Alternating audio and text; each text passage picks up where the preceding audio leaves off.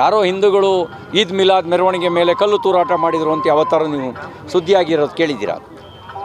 ಆದರೆ ಸುದ್ದಿಯಾಗಿರೋದೆಲ್ಲ ಗಣೇಶೋತ್ಸವದ ಮೇಲೆ ಕಲ್ಲು ತೂರಾಟ, ಪೆಟ್ರೋಲ್ ಬಾಂಬ್ ದಾಳಿ,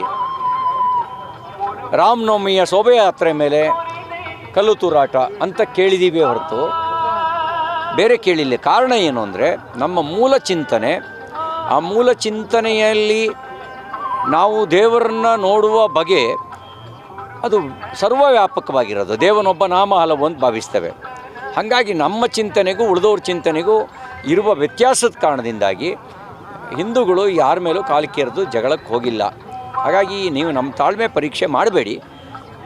ಆನಂದ ಪಡೋದಕ್ಕೆ ಇರುವ ಎಲ್ಲ ಅವಕಾಶಗಳನ್ನು ಮುಕ್ತವಾಗಿಡಿ. ನಾವು ಸಂಭ್ರಮ ಪಡ್ತೀವಿ. ಆ ಸಂಭ್ರಮ ಪಡೋದನ್ನು ತಡೆಯೋದು ಅದು ಅತಿರೇಕದ ವರ್ತನೆ ಆಗುತ್ತೆ.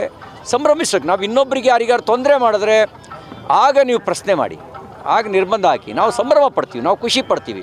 ನಾವು ಹೆಚ್ಚು ಅಂದರೆ ಏನಂತೀವಿ? ಭಾರತ್ ಮಾತಾ ಕಿ ಜೈ ಅಂತೀವಿ, ಜೈ ಶ್ರೀರಾಮ್ ಅಂತ ಘೋಷಣೆಗೆ ಹೋಗ್ತೀವಿ, ಶ್ರೀ ವಿದ್ಯಾ ಗಣಪತಿ ಕಿ ಅಂತ ಹೇಳ್ತೀವಿ. ಅದು ಬಿಟ್ಟು ಇನ್ನೇನಾರು ಕಾಫಿರ್ನೆಲ್ಲ ಕೊಲ್ಲಿ ಅಂತ ಏನಾರು ಬೇರೆಯವ್ರ ಥರ ಪ್ರಚೋದನೆ ಮಾಡ್ತೀವ? ನಮ್ಮ ದೇವರೇ ಶ್ರೇಷ್ಠ, ನಮ್ಮ ದೇವ್ರು ಮಾತ್ರ ಅಂತ ಹೇಳ್ತೀವ? ಹಾಗೇನು ಹೇಳಲ್ಲ. ದೇವನೊಬ್ಬ ನಾಮಾಲವು ಅಂತಲೇ ಹಿಂದೂ ದರ್ಶನಗಳು ಹೇಳೋದು. ಧರ್ಮಸ್ಥಳದ